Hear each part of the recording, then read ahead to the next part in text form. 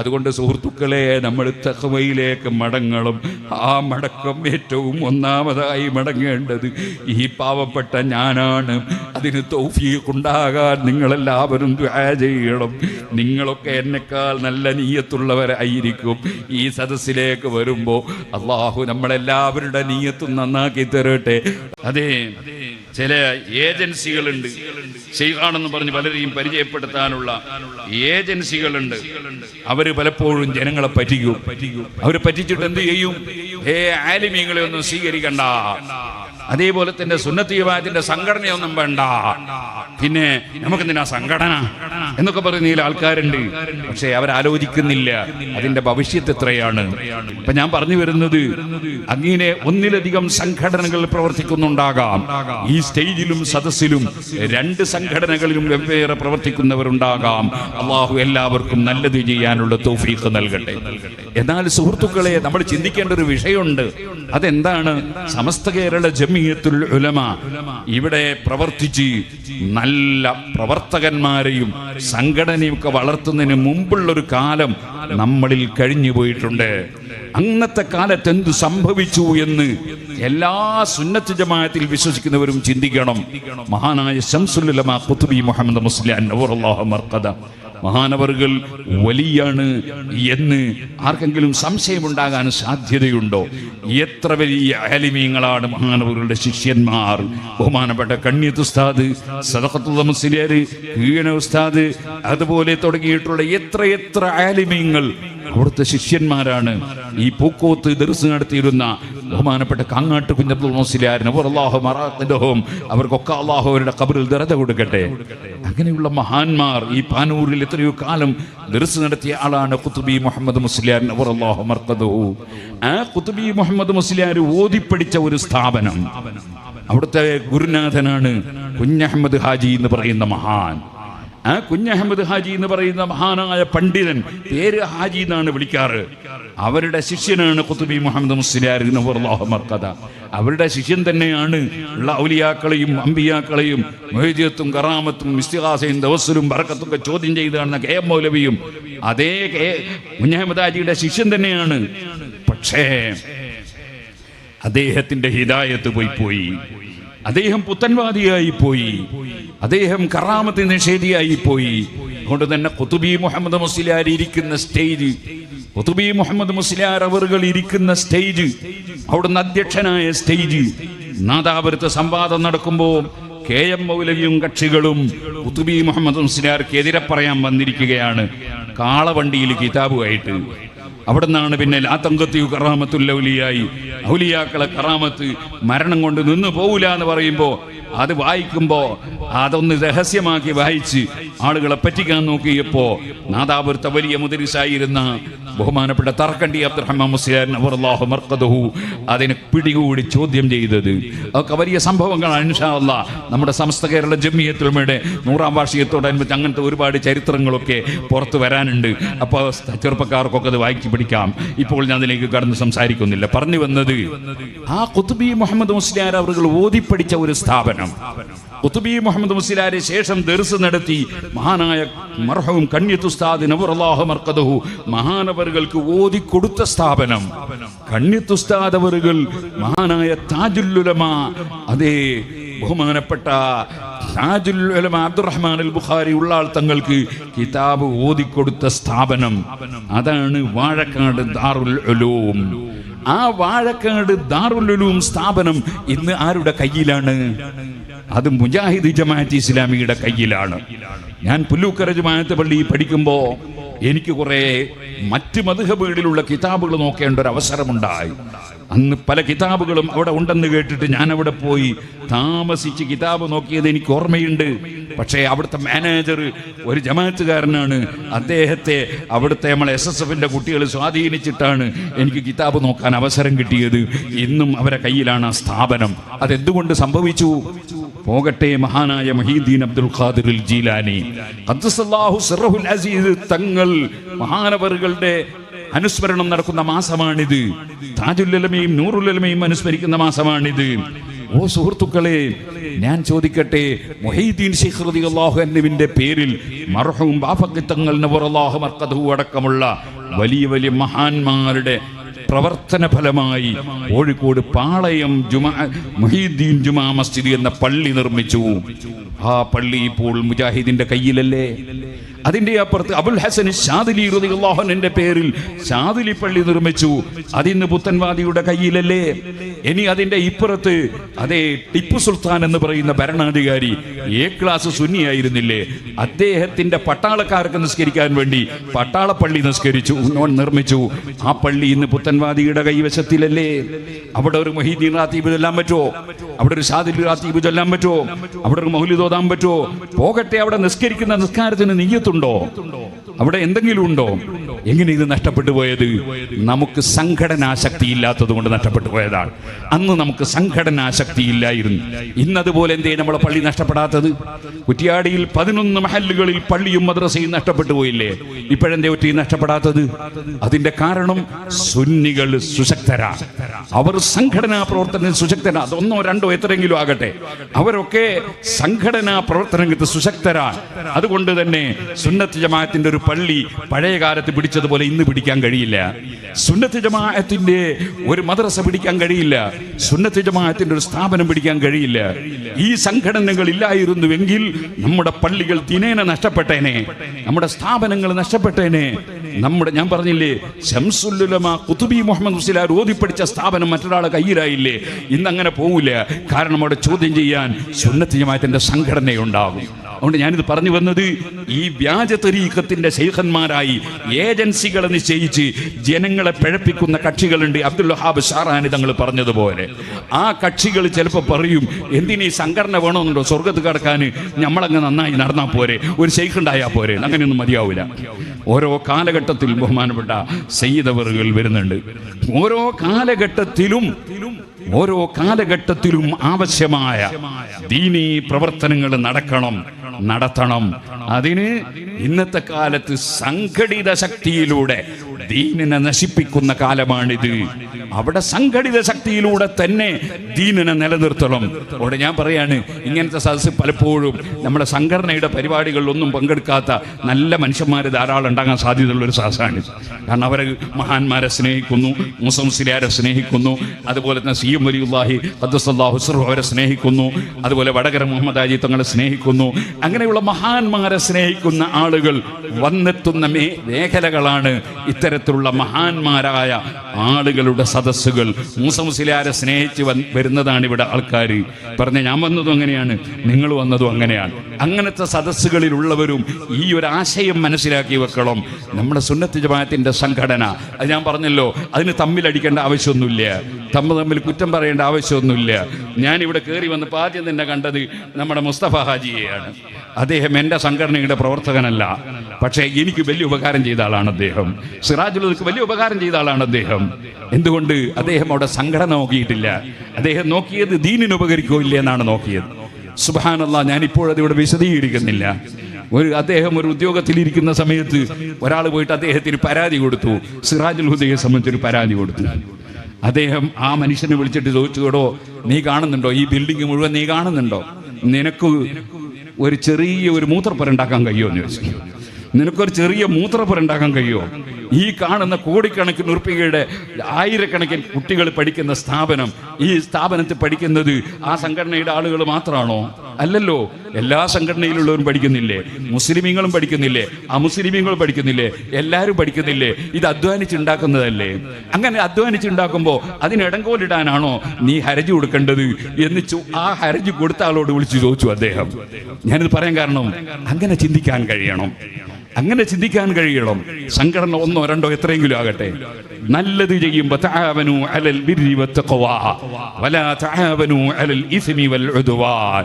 നിങ്ങൾ നല്ല കാര്യത്തിൽ പരസ്പരം സഹകരിക്കണം, ശത്രുത ഉണ്ടാക്കുന്നതിൽ സഹകരിക്കരുത്. അതേപോലെ തന്നെ തെറ്റായ കാര്യങ്ങളിൽ സഹകരിക്കരുത്. ഖുർആൻ അങ്ങനെയാണ് നമ്മളെ പഠിപ്പിച്ചത്. ആ ഖുർആൻ അനുസരിച്ച് ജീവിക്കുന്നവരാണ് മുസ്ലിമീങ്ങൾ.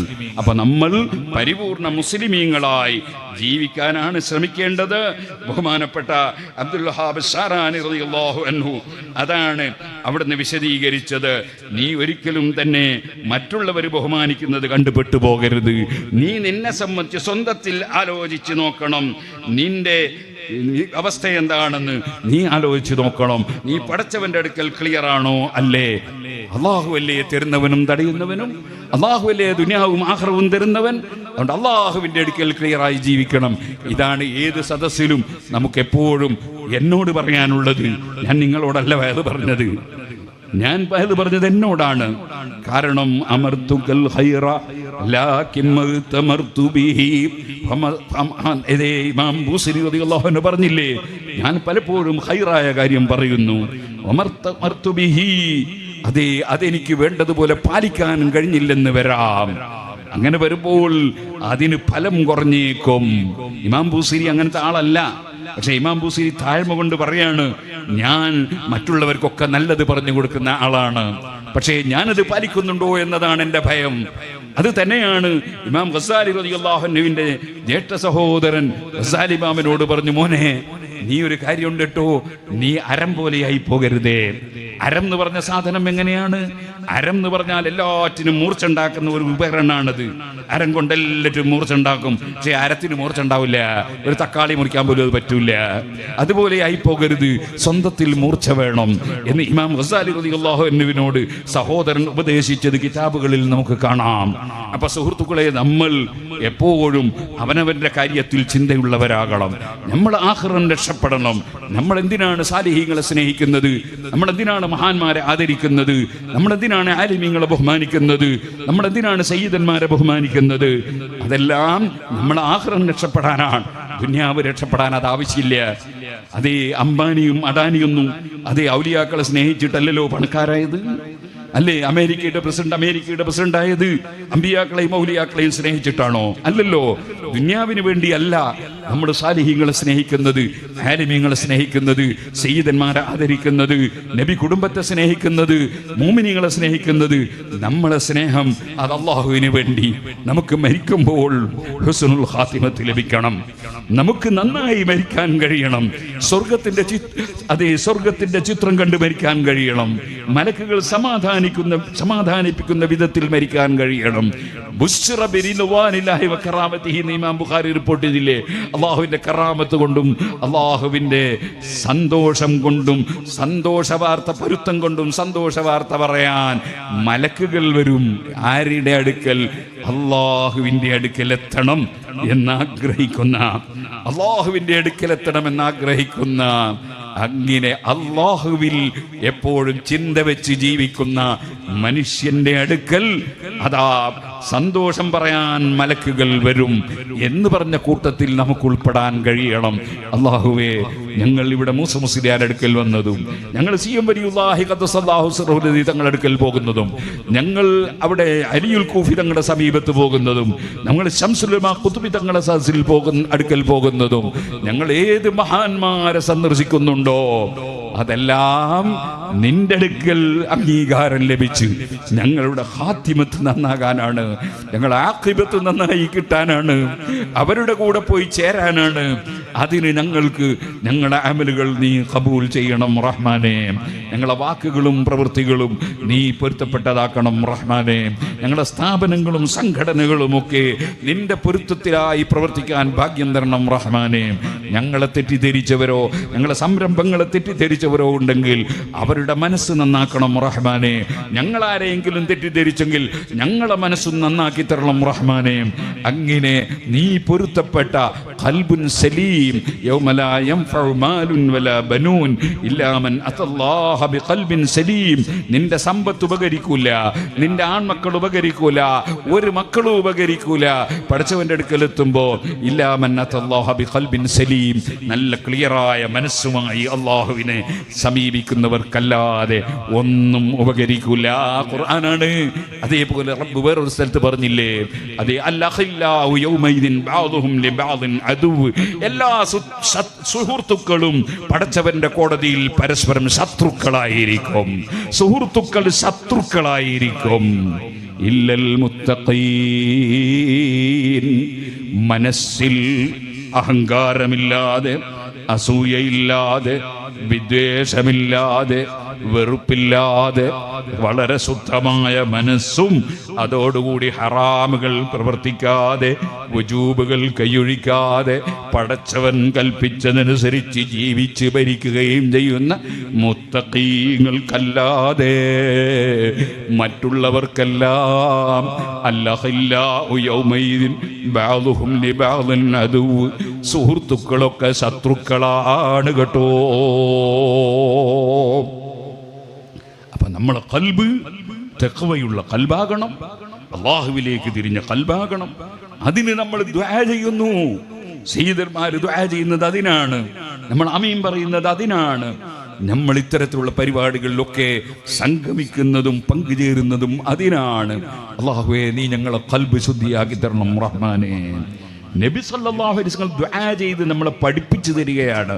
അല്ലാഹുമ്മ ഇന്നി അഊദു ബിക മിൻ ഖൽബിൻ ലാ യഖ്ശഅ, ഭക്തിയില്ലാത്ത മനസ്സിൽ നിന്ന് നിന്നോട് കാവല് ചോദിക്കുന്നു. അല്ലാഹ്, ഭക്തിയുള്ള മനസ്സ് വേണം.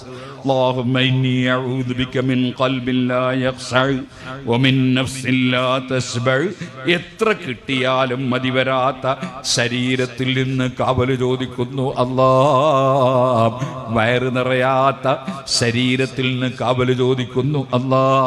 അല്ലാഹ്, മനുഷ്യന് അല്ല കൊടുത്തത് കൊണ്ട് തൃപ്തിപ്പെടാൻ കഴിയണം. അല്ല തന്നതൊക്കെ വലുതാണ് എന്ന് ചിന്തിക്കാൻ കഴിയണം. പിന്നെയും അയാൾക്ക് അത്ര ഉണ്ടല്ലോ, ഇയാൾക്ക് അത്ര ഉണ്ടല്ലോ, എനിക്കതില്ലല്ലോ, അങ്ങനെയല്ലല്ലോ ചിന്തിക്കേണ്ടത്. വമിൻ നഫ്സിൻ ലാ തശ്ബഅ വമിൻ ദഅവത്തിൻ ലാ യുസ്തജാബു ലഹാ. അല്ലാഹുവേ, നിന്നോട് കാവല് ചോദിക്കുന്നു ഭക്തിയില്ലാത്ത മനസ്സിൽ നിന്ന്. അതേപോലെ തന്നെ എത്ര കിട്ടിയാലും പിന്നെയും പിന്നെയും ദുന്യാവ് കിട്ടണമെന്ന ചിന്തയുമായി, അതേ നേരത്തെ പറഞ്ഞില്ലേ, ആ അഴുക്കിജാലിൽ നിന്ന് പെറുക്കി തിന്ന നായയുടെ സ്വഭാവമാണത്. അങ്ങനെ പിന്നെയും പിന്നെയും ദുന്യാവ് കിട്ടാൻ വേണ്ടി കളവും പറയും, ചീത്തയും പറയും, വെറുപ്പും പറയും.